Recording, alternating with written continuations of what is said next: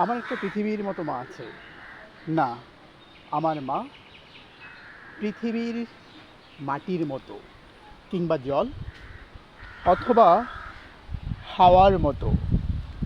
না, আমার মা পৃথিবীর মতোই। স্মৃতির মতো আমার বাবা আছে। স্মৃতি হচ্ছে এক জোড়া জামার মতো, এক জোড়া চশমা ভালোবাসার মতো। আর ভালোবাসা অবিকল যন্ত্রণার মতো। আমার একটা বৌদি আছে, বাংলাদেশের মতো।